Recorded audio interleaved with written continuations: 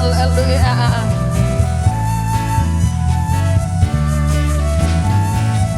Begitu besar kasih Allah pada kita, diberkatilah anak cucu kita di mana-mana.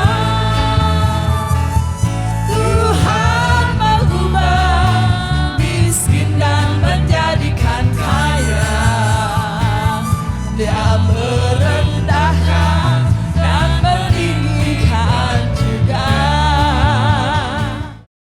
Tuhan Yesus, tepuk tangan di atas kepala. Sungguh baik, sangat baik, teramat baik. Amin. Engkau dahsyat Tuhan. Tuhan Yesus, sungguh dahsyat, sangat dahsyat, teramat dahsyat. Yes. Tuhan Yesus, Sungguh baik, sangat baik, teramat baik. Tuhan Yesus, sungguh dahsyat, sangat dahsyat, teramat dahsyat. Haleluya. Haleluya. Oh, haleluya. Kebaikan Tuhan berkati hidupku. Kebaikan Tuhan sertai langkahku. Aku berserah datang menyembah, hidupku bagimu. Kebaikan Tuhan berkati hidup. Kebaikan Tuhan, kebaikan Tuhan berkati hidupku. Kebaikan Tuhan sertai langkahku. Aku berserah datang menyembah, hidupku bagimu. Kebaikan Tuhan berkati hidupku. Sepanjang hidupku kau. Oh, thank you Lord Jesus. Panjang hidupku Kau sangat baik bagi kami. Nafasku memuliakan, ku nyanyi kebaikan-Mu sepanjang hidupku. Nah, pagi hari ini kita akan belajar bagaimana kita mengalami pembelaan dari Tuhan. Sebab perjalanan hidup kita ada banyak liku-liku, manis, pahit, senang, susah. Tapi ketika kita mampu hidup berjalan dalam kehendak Tuhan, kita akan selalu mengalami pembelaan Tuhan. Puji Tuhan. Mari kita buka Alkitab kita dalam Mazmur 37. Kita baca sampai ayat yang ke-9 aja ya, di catatan sampai 7. Mazmur 37 ayat yang pertama sampai ayat yang ke-9. Kebahagiaan orang fasik semu, dari Daud. Jangan marah karena orang yang berbuat jahat. Jangan iri hati kepada orang yang berbuat curang. Saudaraku, yang pertama kita lihat bagaimana kita bisa mengalami pembelaan Tuhan. Selalu menjaga hati. Selalu menjaga hati. Ayat-ayat dari awal pasal ini, saudaraku, berbicara dari Daud.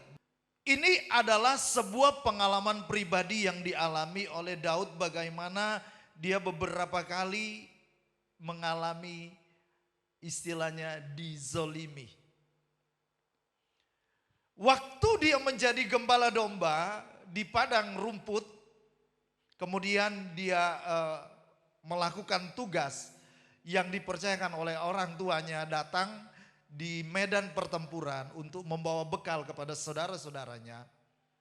Saudaraku, waktu itu bangsa Israel sedang mengalami terintimidasi karena ada Goliat di antara pasukan Filistin. Apa yang dilakukan oleh Daud? Dia bertempur, dia membela Israel, dia membela rajanya Saul. Sehingga singkat cerita, dia mengalami kemenangan bersama orang Israel. Tetapi apa yang didapatkan?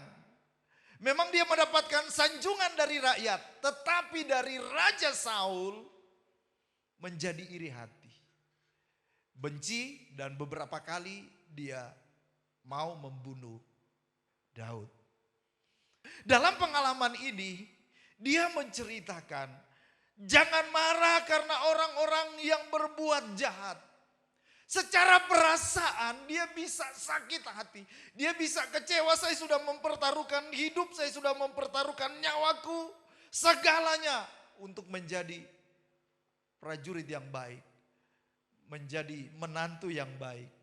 Dari Raja Saul menjadi orang yang baik. Tapi inikah balasan dari kebaikan yang kita sudah lakukan?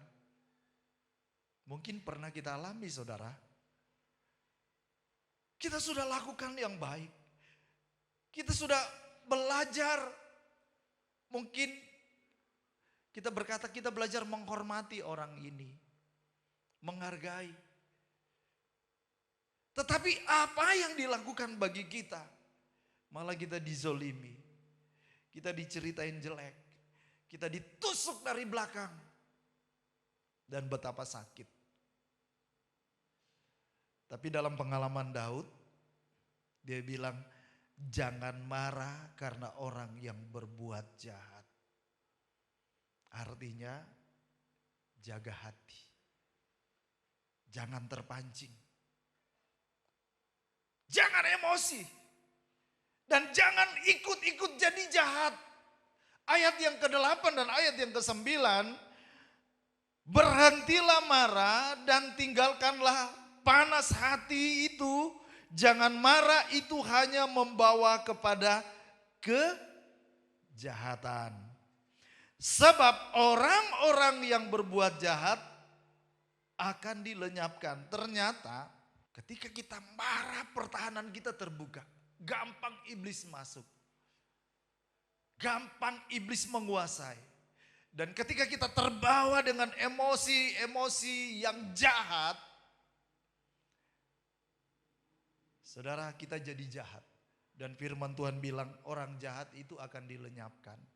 Makanya selalu kita berdoa, Tuhan mampukan saya untuk menjaga hati. Amsal 4 ayat 23, jagalah hati dengan segala kewaspadaan. Karena dari situlah terpancar kehidupan. Jangan khawatir, ada Tuhan, ada yang menyertai, ada yang memelihara. 1 Petrus 5 ayat yang ke-7. Serahkanlah segala kekhawatiranmu kepada Tuhan, sebab Ia yang memelihara kamu. Amsal 16 ayat yang ketiga. Serahkanlah perbuatanmu kepada Tuhan, maka terlaksanalah segala rencanamu. Belajar, kita serahkan. Ketika kita datang di gereja, kita bawa beban banyak. Kita berkata, Tuhan, ini bebanku Tuhan. Kuserahkan padamu Tuhan. Tapi tetap kita pikul. Waktu pulang tetap berat, saudaraku. Tapi ketika kita datang pada Tuhan, kita serahkan, Tuhan, ini semua pergumulan saya. Aku percaya Engkau sanggup tolong saya. Aku percaya Engkau sanggup bela saya. Aku percaya Engkau sanggup membukakan jalan. Jalani dengan percaya. Ketika hidup kita dalam tangan Tuhan, kita gak perlu takut. Lagu pujian tadi, sepanjang hidup kita, Tuhan tetap setia. Amin. Tuhan Yesus memberkati. Mari kita bangkit berdiri.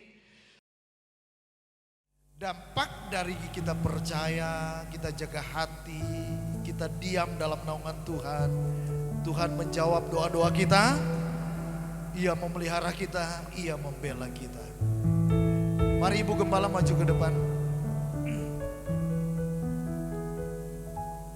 Ku cinta Kau, rahmat-Mu nyata bagiku. Hidupku di dalam tangan-Mu. Sejak pagi ku terbangun sampai ku terbaring, ku nyanyi kebaikan-Mu Tuhan. Sepanjang hidupku Kau setia,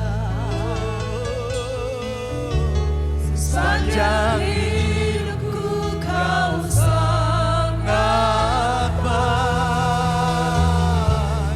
Nafasku memuliakan-Mu, ku nyanyi kebaikan-Mu Tuhan. Terima kasih Tuhan.